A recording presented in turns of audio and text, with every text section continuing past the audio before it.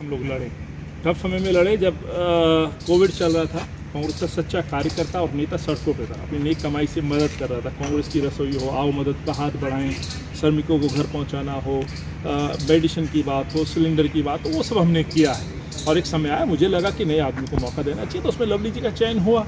अब सवाल ये है कि लवली जी का जो इस्तीफा है, मैं इसको किस तरह से देखता हूँ तो कहना चाहता हूँ स्वाभाविक है, कहीं ना कहीं कांग्रेस कार्यकर्ताओं को हौसले तोड़ने वाला ये कदम है। लवली जी को ये नहीं करना चाहिए था। लवली जी को समझना चाहिए था, एक अनुभवी सीनियर नेता हैं, वो पहले भी अध्यक्ष रहे, मंत्री रहे, एमएलए रहे, उनको समझना चाहिए था कि आप ही ने प्रस्ताव रखा था।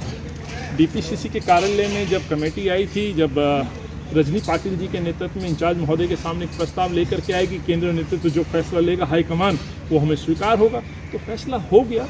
टिकट कैंडिडेट से पहले आप अपनी बात रखिए, लड़ाई करिए, परिवार के अंदर बैठ के चर्चा करिए। लड़ाई से तात्पर्य है कि तर्क वितर्क करिए हेल्दी, वो तो हो चुका है, फैसला आ चुका है, कैंडिडेट मिल गए।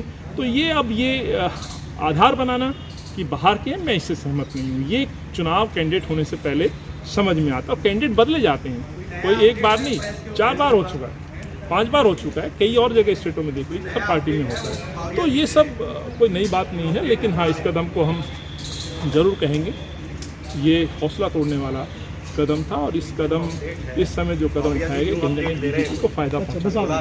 सर जिस तरीके से वही बता पाएंगे, लेकिन जो आपने जिनका नाम लिया कि कुछ लोग पहुंचे, ठीक है, कुछ लोगों का उनके साथ अच्छा रहा होगा, लेकिन मैं इतना जानता हूं कि कांग्रेस पार्टी दिल्ली के अंदर पार्टी में बहुत अच्छे नेता भी हैं, कुछ टिकट ही मांग रहे थे, नहीं मिला, लेकिन फिर पार्टी का काम कर रहे हैं। कार्यकर्ता भी हैं। 2020 में जब हम लोग विधानसभा का चुनाव हारे और मार्च में बीमारी आई, कोविड, लॉकडाउन आया, तो मैंने कार्यकर्ताओं को सड़क पे काम करते हुए देखा है। तो दिल्ली के अंदर कार्यकर्ता और नेताओं की कमी नहीं है।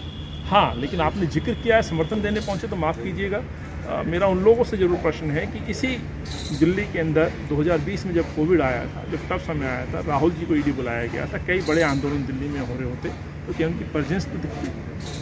केवल आप अपनी एक लॉयल्टी दिखाने के उद्देश्य से केवल वहाँ खड़े नज़र आते हो, ये सही नहीं है। आप वाकई पार्टी के हित में हो तो लवली जी को समझना चाहिए था कि ये इस समय कदम उठाना उचित नहीं है। आप ही ने प्रस्ताव लेकर के आए, आप ही ने लीडरशिप के सामने अलायंस के लिए बात में समर्थन दिया, आप ही ने बड़े तरीके से पक्ष रखा, मैं उसका साक्षी हूँ। राहुल जी, खड़गे जी, किसी वेणुगोपाल साहब ने जब मीटिंग बुलाई तो लवली जी ने स्वेच्छा से और बड़े अपने तर्क के साथ गठबंधन में जाने का प्रस्ताव रखा था, और आज ही कह देना कि उसके विपरीत स्टेटमेंट में देख रहा हूँ, मेरे लिए बड़ा आश्चर्यचकित है। आखिरी सवाल, जो